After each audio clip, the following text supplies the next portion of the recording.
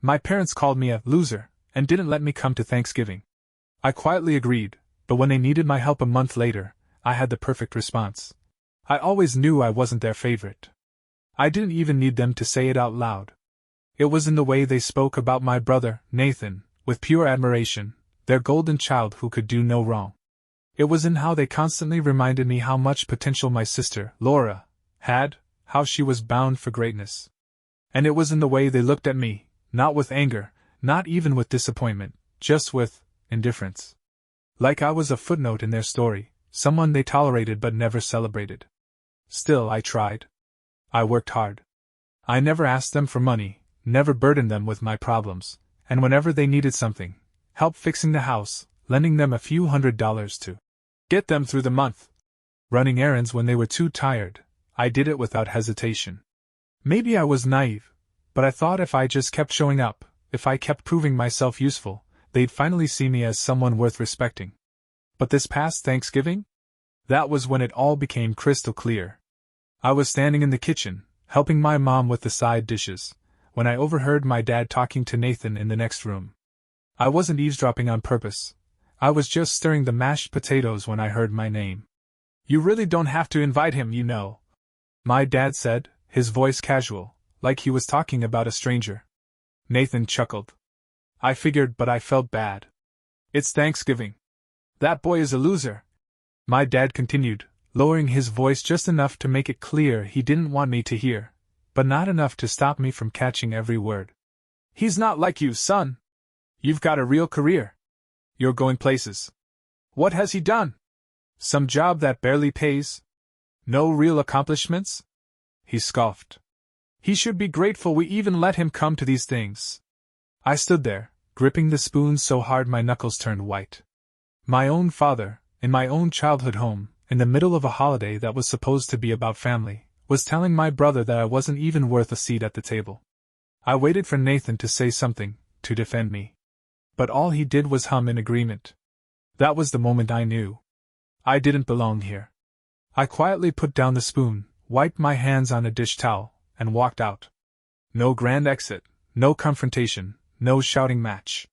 I just grabbed my coat, stepped outside, and got in my car. My phone buzzed in my pocket as I pulled out of the driveway. A text from my mom. "Don't leave. Don't make a scene." I let out a dry laugh. Right. Because me quietly leaving was the real embarrassment, not what my dad had just said about me. I didn't respond. Instead, I drove back to my apartment, picked up a cheap meal from a diner on the way, and ate Thanksgiving dinner alone. And you know what? It hurt. But it also gave me something I hadn't had in years: clarity. I wasn't going to try anymore. I wasn't going to fight for a place in a family that had already made up their minds about me. Let them have their perfect Thanksgiving without me. Because I had a feeling that sooner or later they'd need me. And when that time came, I'd be ready. The weeks after Thanksgiving were eerily quiet. No texts. No calls. At first I thought maybe, just maybe, my mom would reach out. Maybe she'd try to smooth things over, offer some half-hearted excuse like, "Oh, you know how your father gets." But nothing came. And honestly, that silence was its own kind of answer. I settled into my routine. Work, home, sleep, repeat. It wasn't exciting, but it was mine. No more last-minute requests to fix their Wi-Fi, no more frantic calls asking me to spot them a couple hundred. Just until payday. I wasn't their afterthought anymore. I was free. Then, a few days before Christmas, my phone rang. I was sitting on my couch, half watching some old holiday movie, when I saw my mom's name flash on the screen. For a second, I just stared at it. She hadn't spoken to me in a month. I debated letting it go to voicemail. But something told me to pick up. "Hello?" There was a pause. Then, my mom's voice, soft, hesitant. "Hey, honey." I almost laughed at how gentle she sounded, like I was some wounded animal she needed to coax out of hiding. "What's up?" I asked, keeping my tone neutral. She hesitated, then sighed. "It's your brother. Nathan's in trouble." I leaned back, frowning. "What kind of trouble?" Another pause. Then, in a voice barely above a whisper, she said, "He owes money. A lot of money." I sat up straighter. "What do you mean?" I heard my dad in the background, muttering something. My mom ignored him and kept talking. He made some bad investments. Stocks, crypto, I don't know. He thought he could double his money fast, but instead, he lost everything. I rubbed a hand over my face. How much? She inhaled sharply. $50,000. I nearly dropped my phone. 50, what? We don't have it, she said quickly. We tried, but we're stretched too thin. And he borrowed some of it. That made my stomach drop. Borrowed from who? She didn't answer right away. When she finally spoke, her voice was barely above a whisper. People who expect to be paid back. Soon. Ah. So not a bank. I let out a slow breath, my mind racing. Nathan had always been their golden child, their perfect son. But now he was drowning in debt, and the family was scrambling for a lifeline. And guess who they were calling? I stared at the wall, feeling something bitter settle in my chest. A month ago, I was a loser who wasn't even worth a Thanksgiving invite. Now, suddenly, I was the only one who could save them. Funny how that worked. I let the silence stretch before finally asking, "So, what exactly do you want from me?" My mom exhaled in relief, like she thought I was about to say yes. "Just a loan," she said quickly. "Just enough to help him get back on his feet. You're doing well, right? I know it's a lot, but..." I cut her off. "Let me get this straight. Nathan screws up, loses 50 grand, and now I'm supposed to fix it? Please, honey," she pleaded. "It's Christmas." I actually laughed at that. "Oh, now I'm family again? That's interesting." My dad's voice suddenly cut in, sharp and impatient. "Don't be petty." I felt something snap inside me. Petty? I bit my tongue, took a deep breath, and made a decision.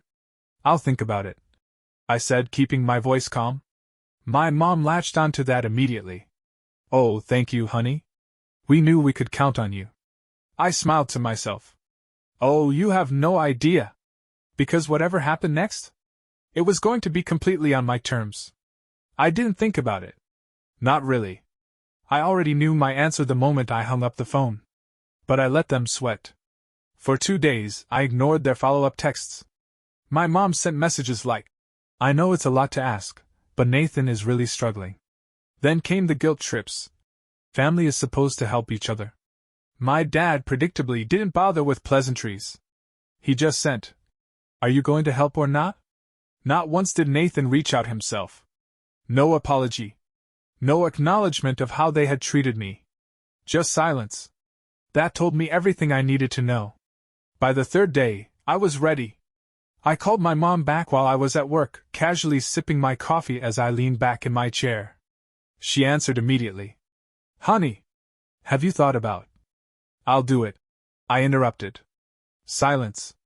Then, "Oh, thank you. But," I said, dragging out the word, "I have conditions." Another pause. Then, more cautiously, "What do you mean?" I smiled, even though she couldn't see it. "Simple. If I'm going to save Nathan from his own stupidity, then I want something in return." I heard my dad in the background muttering, "Unbelievable." My mom shushed him. What do you want?" I leaned forward, lowering my voice just enough to make it clear I meant business. "First, I want a public apology." My mom inhaled sharply. "Public?" "That's right," I said, my tone even. "Nathan, Dad, and you're all going to sit down, look me in the eye, and admit exactly what you said about me on Thanksgiving. That I'm a loser, that I don't belong. Then, you're going to apologize. Sincerely."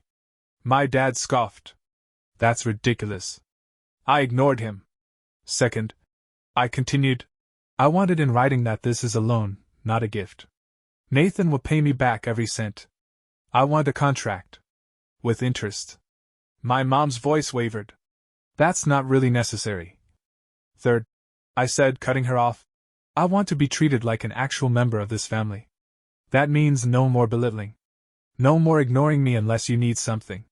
If you can't do that, then don't bother calling me again." Silence. I let it hang there, tapping my fingers on my desk. "Well?" Finally, my mom sighed.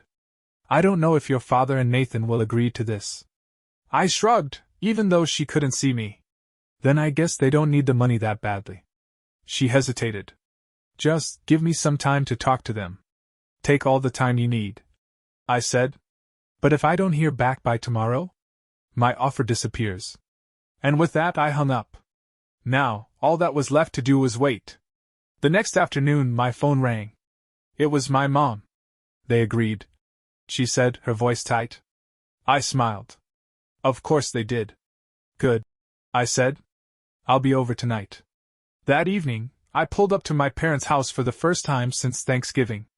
It felt strange being back, but I didn't let it show as I walked up the familiar steps. The second I stepped inside, I could feel the tension. My mom stood near the kitchen, wringing her hands. My dad sat in his usual chair, arms crossed, jaw clenched. And Nathan? He was on the couch, looking like he'd rather be anywhere else. No one offered me a seat. No one even greeted me.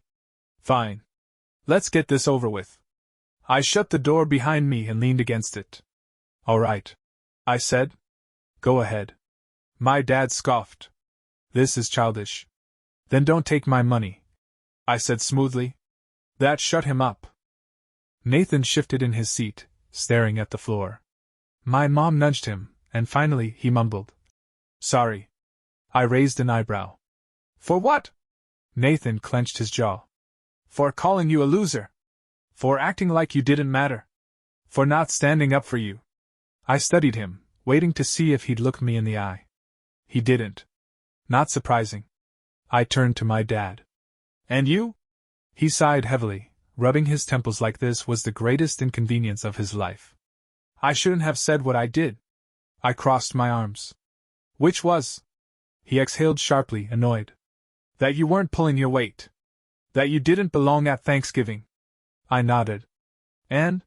He looked at me, clearly holding back the urge to say something cruel. And? I was wrong. It wasn't heartfelt. It wasn't even particularly convincing. But I didn't need it to be. I just needed to hear the words. Great, I said. Now, the contract. I pulled out the papers I had printed, setting them on the coffee table. Nathan stared at them like they were a death sentence. You'll pay me back in full, I said, flipping through the pages. With interest. And if you miss a payment? Legal action. Nathan's head snapped up. Are you serious? I smiled. Dead serious. This is insane, he muttered, rubbing his face. My dad glared at me. You're really making him do this? He's your brother. Oh, I know, I said. And if I were the one who messed up? You wouldn't have lifted a finger to help me. You would have told me to deal with it like an adult. Silence. I slid a pen across the table. Nathan hesitated, glancing at my parents for help, but they had nothing to offer. He signed. I picked up the contract, skimmed it, then tucked it into my bag. Pleasure doing business with you.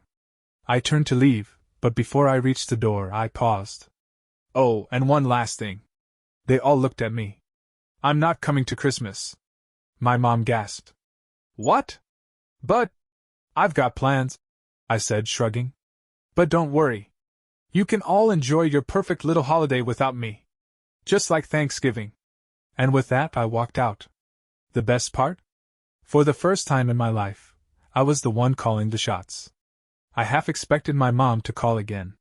Maybe she tried to convince me one last time, guilt-trip me about family, and the spirit of the holidays.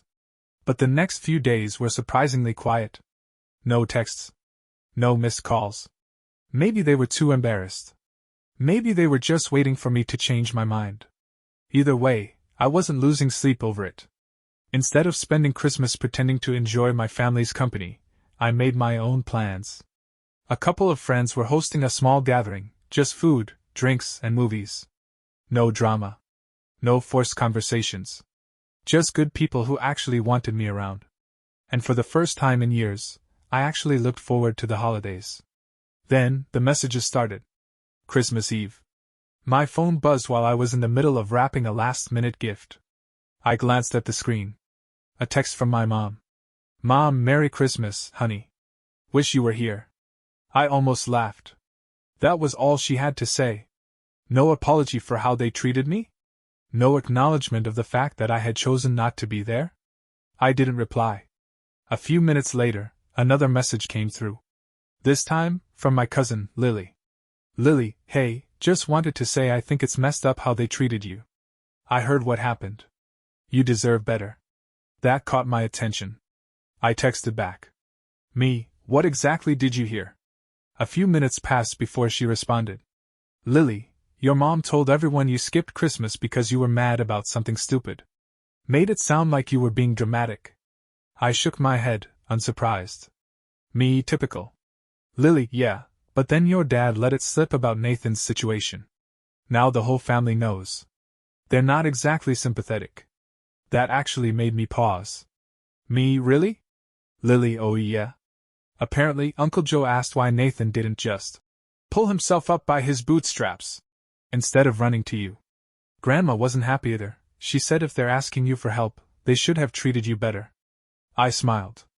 Interesting. Me, guess Christmas dinner wasn't so fun for them, huh? Lily, not at all. Dad said there was some arguing. Your mom was trying to keep things normal, but people kept bringing it up. I could picture it. My mom, desperate to keep the family holiday from unraveling. My dad, fuming but unable to say anything. Nathan, humiliated. And me? I was sitting on my couch, sipping hot chocolate, enjoying my peace. For the first time in years, I wasn't the one feeling out of place during the holidays. They were. I wasn't planning to rub it in. Really, I wasn't. But when my mom called the day after Christmas, I couldn't resist answering, just to see what she'd say. Hey, honey, she started, her voice a little too cheery. Hope you had a good Christmas. I could already hear the shift in her tone, that subtle way she tried to steer the conversation. She wanted something. Yeah, it was great, I said, keeping it light. Super relaxing. How was yours? There was a pause. It was fine. Just different without you there. I waited, giving her space to keep talking. And she did. I know you were upset about Thanksgiving, but I really thought you'd come. Everyone was surprised you didn't. I smirked. Were they? Or were they more surprised that Nathan suddenly needed my help? Another pause. Then, softer. People were asking questions. I heard, I said. Her breath itched slightly, probably realizing I already knew about the dinner table gossip. It's just that. Let me guess. I cut in. You didn't tell them the full story. Just made it sound like I was being petty. Of course not, she said quickly.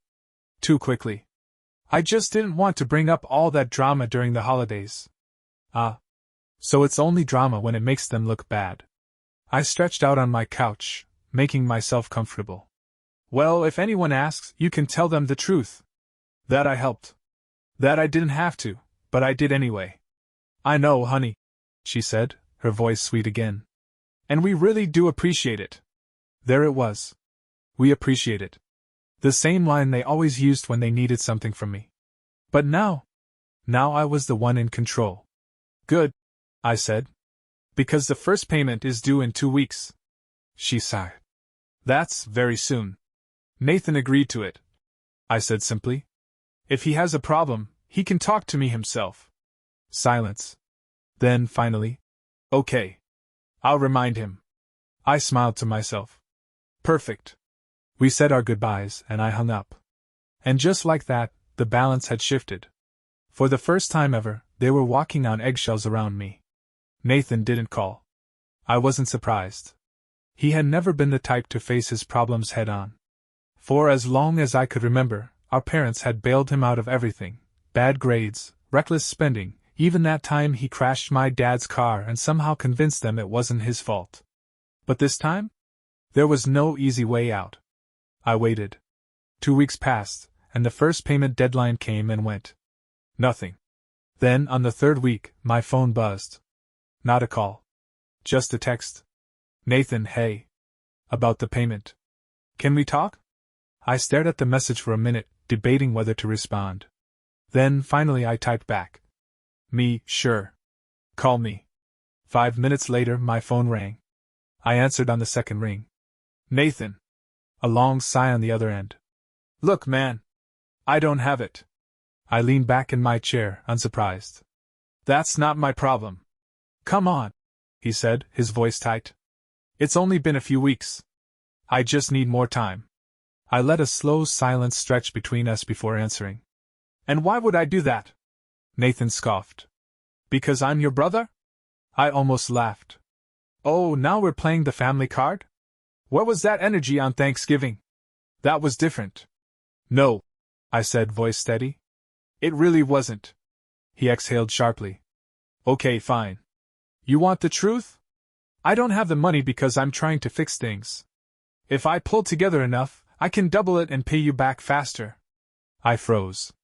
Nathan, tell me you're not gambling again. Silence. I closed my eyes. Unbelievable. It's not like that, he rushed to say. I know what I'm doing this time. No, you don't, I snapped. If you did, you wouldn't be in this mess. He went quiet. For the first time, I heard something real in his voice, panic, maybe even shame. I took a breath, reining in my frustration. Nathan, listen to me. You're not going to gamble your way out of this. You're going to pay me back properly. And if I don't? His voice had an edge now. I smiled. Then I take legal action. He let out a bitter laugh. You wouldn't. Try me. For a moment neither of us spoke. Then, finally, he muttered. You really don't care, do you? I shook my head. No, Nathan. You didn't care. Not until you needed me. And with that I hung up. Whatever happened next? That was entirely on him. A week passed. Then another. No payment. No follow-up. Then, late one night, my phone buzzed again. Nathan, can we meet? Please? I sighed, debating. But curiosity won. Me where? An hour later, I pulled into a quiet parking lot. Nathan was already there, leaning against his car, looking worse than I'd ever seen him. I stepped out. Talk. He ran a hand through his hair. I messed up. I folded my arms. No kidding. I tried to win some of it back, he admitted. But now I owe even more. I shook my head. How much? He hesitated. 75. I let out a low whistle. Wow. You really are an idiot. He laughed bitterly. Yeah. For the first time, I saw it, real fear in his eyes. No arrogance. No entitlement. Just someone completely in over his head. Still, that wasn't my problem. I sighed. Figure it out, Nathan. Because this time, I'm not saving you. And then I walked away. I expected more calls. More begging. Maybe even my parents stepping in to guilt me. But instead? Silence. A few days later, I got a text from my mom. Mom, what happened with Nathan? He won't talk to us. I ignored it. Then, late that night, another text. Nathan, I paid them off. I stared at the message for a long time before replying. Me, how? Nathan, sold my car. Emptied my savings. Took a second job. I raised an eyebrow. That didn't sound like the Nathan I knew. Me, so you actually handled your own mess? A pause. Then, Nathan, guess I had to, huh? For the first time, I almost felt proud. Almost. A week passed. Then another. For the first time in my life, my family didn't need me. No desperate calls. No last-minute favors. It was quiet. And honestly, I liked it. Then, one evening, my phone rang. Nathan. I almost didn't answer. But something told me to pick up. Hey, he said. His voice was different, calmer, maybe even humbled. Just wanted to say. I get it now. I didn't speak, letting him continue. I was a jerk. So were Mom and Dad. I don't expect you to forgive me, but I wanted to say it anyway. I exhaled slowly. Took you long enough. He let out a small laugh. Yeah. For the first time in a long time, we weren't brothers caught in some stupid family hierarchy. We were just two people talking. And for now, that was enough.